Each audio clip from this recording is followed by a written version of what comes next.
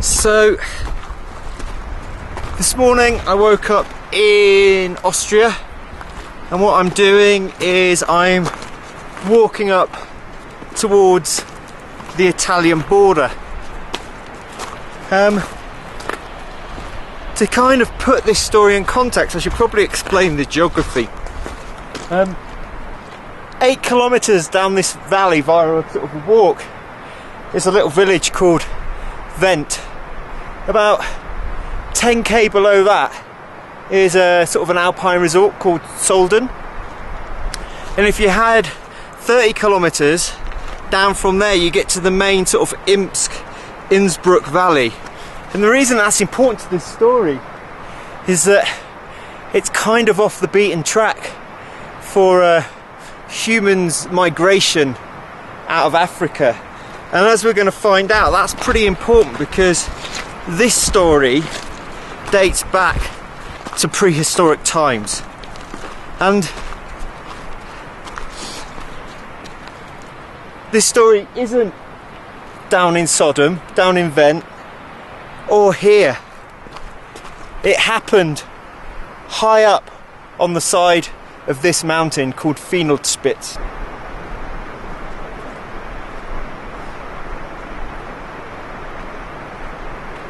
So, the story we're going to talk about today is that of Otzi the Iceman, who was discovered just up here in 1991, and as you're about to find out, his is a real fascinating story.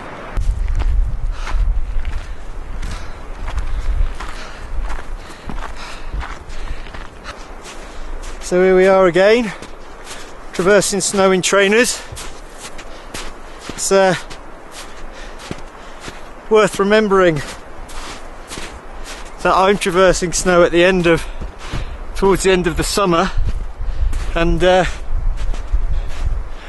Otzi would have been passing this much earlier in the year, and during slightly different climatic conditions. So behind me is the memorial to Otzi the Iceman, and he wasn't actually discovered here. When he was discovered in 1991, there was still a glacier here, and it extended, and so the watershed between Austria and Italy was actually 75 metres further that way, and since the glaciers receded, this is now the watershed. And so when Otzi was discovered, he was first taken to Austria, where they discovered he was like 10,000 years old. When the glacier receded, what effectively happened was he got taken over to the Italian side, where they sort of forensically examined the body again, and what they found was that he had an arrow in his back, and that his knife had the DNA of 3 different humans on. So what I find incredible is he was probably chased here from having done something, a social taboo, raiding a local village, or something else ridiculous, but his body was found here, and they've dated it to 5,000 to 10,000 years ago. So he's probably the first mountaineer, although probably not through his own fruition. He had on him boots that were specially designed for hill walking. His knees showed that he had been walking over mountainous terrain for quite a long time. And one researcher believes that a lot of people think it was his rucksack, but this one researcher thinks that he actually had, it wasn't a rucksack, it was one of a pair of snowshoes, and the other one must have been destroyed in the sort of intermittent thousands of years in the ice. And that's Otzi's story. Pretty amazing to think that somebody was here. It's about 3,200 metres up a mountain on the Austrian-Italian border. Yeah, so just making my way down now. It's pretty incredible thinking that, you know,